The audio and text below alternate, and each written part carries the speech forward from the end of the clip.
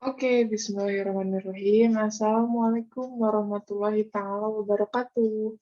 Perkenalkan, saya Resi Susilawati dengan NIM 289217007, Prodi Manajemen semester 3 konversi ya teman-teman.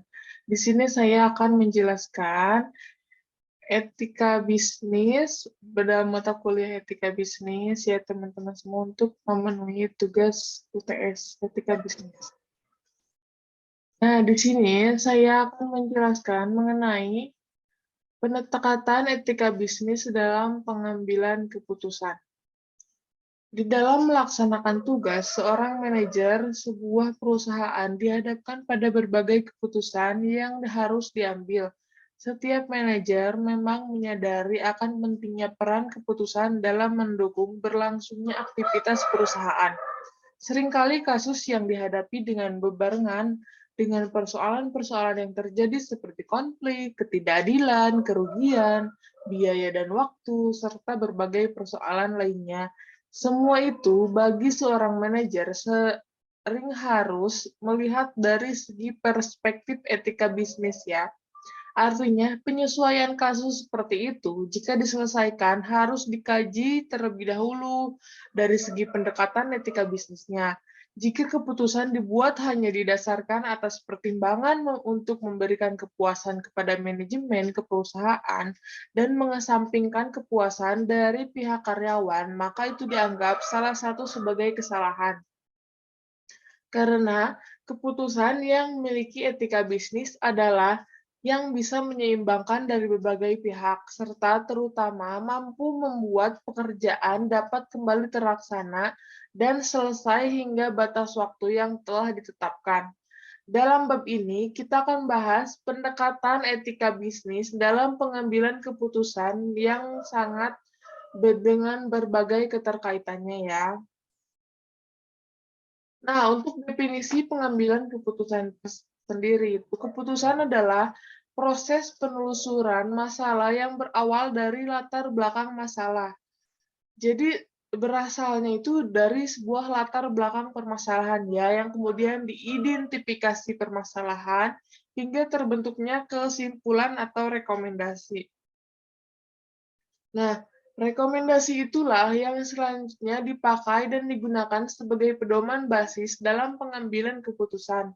Oleh karena itu, begitu besarnya pengaruh yang akan terjadi jika seandainya rekomendasi yang dihasilkan tersebut terdapat kekeliruan atau adanya kesalahan-kesalahan yang tersembunyi di dalam faktor ketidakhati-hatian dalam melakukan pengkajian masalah. Jadi, sebuah keputusan itu harus ditelusuri terlebih dahulu dari latar belakangnya, kemudian diidentifikasi dan terbentuk sebuah kesimpulan atau rekomendasi ya. Nah, untuk tahap pengambilan keputusan tersendiri, ada beberapa tahapan ya teman-teman semua. Yang pertama itu mendefinisikan masalah tersebut secara jelas dan gamblang atau mudah untuk dimengerti. Jadi masalah tersebut itu harus diteliti dulu secara jelas dan gamblang gitu, agar mudah untuk dimengerti mencari solusinya. Nah, untuk yang kedua, membuat daftar permasalahan yang dimunculkan dan menyusun secara prioritas dengan maksud agar adanya sistematika yang lebih terarah dan terkendali. Jadi masalah tersebut itu harus sistematika terlebih dahulu ya, agar permasalahan tersebut lebih terarah dan lebih bisa dikendalikan. Untuk yang ketiga, melakukan identifikasi dari setiap masalah tersebut dengan tujuan untuk lebih memberikan gambaran secara lebih tajam dan terarah, secara dan lebih spesifik ya. Jadi sebuah masalah tersebut diidentifikasi terlebih dahulu dengan agar memberikan tujuan dan gambaran lebih tajam dan terarah agar si proses pengambilan keputusannya itu lebih mudah ya teman-teman. Untuk yang keempat itu memetakan setiap masalah tersebut berdasarkan kelompoknya masing-masing, yang kemudian selanjutnya dibarengi dengan menggunakan model atau alat uji yang dipakai. Jadi setiap masalah itu dipetakan terlebih dahulu dengan kelompoknya masing-masing, permasalahan seperti apa untuk dipermudah dalam mencari keputusan. Untuk nomor 5 itu memastikan kembali bahwa alat uji yang digunakan tersebut telah sesuai dengan prinsip-prinsip dan kaidah-kaidah yang berlaku pada umumnya. Jadi, diperhatikan kembali untuk permasalahan-permasalahannya. Untuk selanjutnya, nah, menurut Simon pada tahun 1960 mengatakan pengambilan keputusan berlangsung melalui 4 tahap. Yang pertama itu intelijen, kedua desain, ketiga choice, keempat implementasi. Secara lebih dalam beliau menegaskan bahwa intelijen adalah proses pengumpulan informasi yang bertujuan mengidentifikasi permasalahan, desain adalah perencanaan solusi terhadap masalah, biasanya pada tahap ini itu dikaji berbagai macam alternatif pemecahan masalah ya. Untuk choice sendiri adalah tahap mengkaji kelebihan dan kekurangan dari berbagai macam alternatif yang ada dan memilih yang terbaik. Implementation adalah tahap pengambilan keputusan dan melaksanakannya. Selanjutnya, pendekatan etika bisnis dalam pengambilan keputusan. Di dalam mendukung sebuah proses pengambilan keputusan, para manajer harus menempatkan perspektif etika sebagai penguat keputusan ya teman-teman semua, karena dalam pengambilan sebuah keputusan, etika bisnis itu sangat dibutuhkan ya. Untuk yang pertama itu adalah utilitarian approach atau pendekatan manfaat. Didukung oleh para filsuf di abad ke-19, yakni Jeremy Bentham dan Joshua Mill, menyatakan bahwa perilaku-perilaku moral harus menghasilkan kebaikan terbesar bagi kelompok mayoritas. Keputusan dengan menempatkan pendekatan manfaat, artinya keputusan diambil berdasarkan mana yang lebih tinggi nilai manfaatnya dari dua atau lebih keputusan yang diambil. Jadi, dalam pengambilan keputusan tersebut adalah kita cari dulu, kita identifikasi permasalahannya, kemudian kita cari keputusannya dari berbagai keputusan. Nah, kita ambil keputusan terbaik yang lebih terbaik dari yang keputusan lainnya, gitu, teman-teman. Untuk yang kedua adalah individualisme approach atau pendekatan individualisme.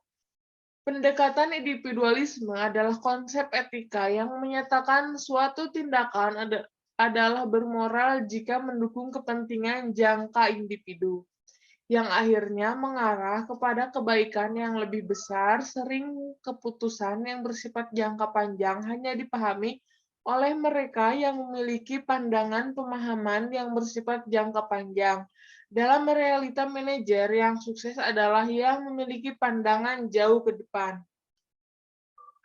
Jadi, sebagai seorang manajer itu dalam mengambil sebuah keputusan harus melihat dulu jangka panjang, harus melihat dulu jauh ke depan, pandangan ke depannya seperti apa jika mengambil sebuah keputusan seperti ini. Jadi jangan asal salah untuk mengambil sebuah keputusan ya teman-teman. Kita harus melihat jangka panjang, jangka ke depan dari sebuah keputusan yang akan kita ambil. Yang ketiga adalah moral right approach, yaitu pendekatan hak-hak moral. Nah, apa itu pendekatan hak moral? Pendekatan hak moral adalah konsep etika yang memandang bahwa keputusan-keputusan moral adalah keputusan yang tidak melanggar hak asasi dari mereka yang dipengaruhi oleh keputusan-keputusan tersebut. Pada pendekatan ini ditekankan tentang bagaimana menghargai hak asasi manusia atau human right sebagai landasan berpikir dalam pengambilan keputusan, yaitu misalnya pernyataan bahwa setiap orang memiliki hak asasi masing-masing dan ketika kita harus menghargainya dari hak asasi tersebut ya. Jadi kita harus saling menghargai hak asasi masing-masing ya teman-teman. Karena dalam pengambilan keputusan tentunya akan berbagai macam keputusan, berbagai macam solusi yang harus kita ambil, dan kita mengambil solusi yang terbaik dari setiap orang, dari kita harus melihat dari kerjasama antar orang lain gitu. Misalnya kita harus mengambil keputusan-keputusan yang dilandasi dengan hak asasi manusia. Yang keempat, justice approach atau pendekatan keadilan.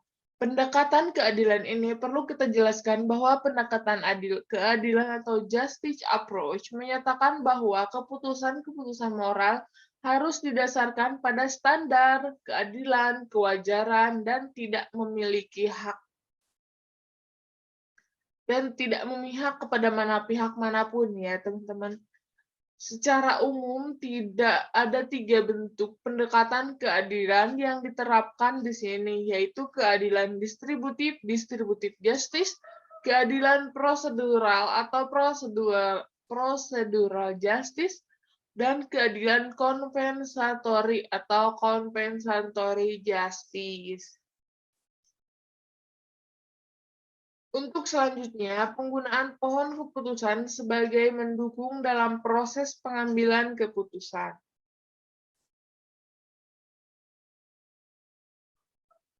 Yang pertama, yaitu titik pilihan atau choice node, merupakan hasil akhir sebuah keputusan yang diperoleh dari berbagai alternatif dan merupakan suatu pilihan yang terbaik. Jadi, keputusan-keputusan tersebut, kita harus ambil keputusan yang terbaik dari beberapa alternatif solusi gitu, teman-teman.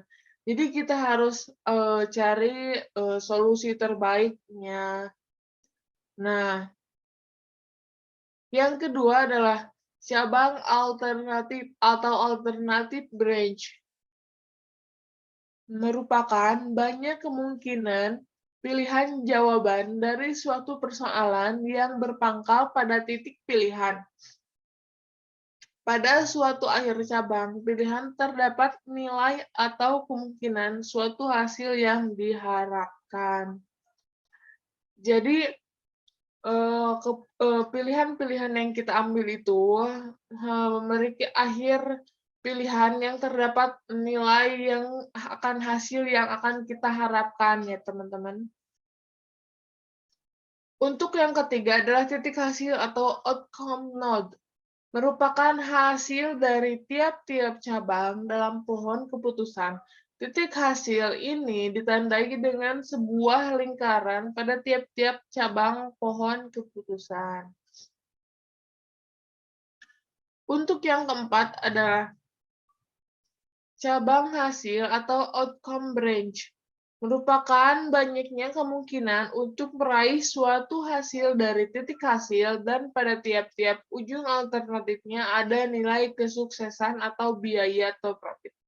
Jadi kita mencari sebuah solusi di sebuah perusahaan itu yang harus solusi yang kita ambil itu di ujung alternatifnya, di ujung keputusannya itu ada nilai kesuksesan atau biaya atau profit yang akan kita dapatkan. Yang kelima adalah kesuksesan atau payoff, merupakan sekumpulan laba atau benefit atau biaya yang mungkin dihasilkan yang diakibatkan oleh kombinasi suatu keputusan dan suatu keadaan dasar yang acak. Jadi, kita bisa mengambil beberapa keputusan asal keputusan tersebut itu menghasilkan kesuksesan bagi perusahaan kita. Nah, itu 5 keputusan-keputusan, 5 pohon keputusan menurut Kamaluddin. Nah, sekian saja dari saya. Mohon maaf apabila ada kesalahan.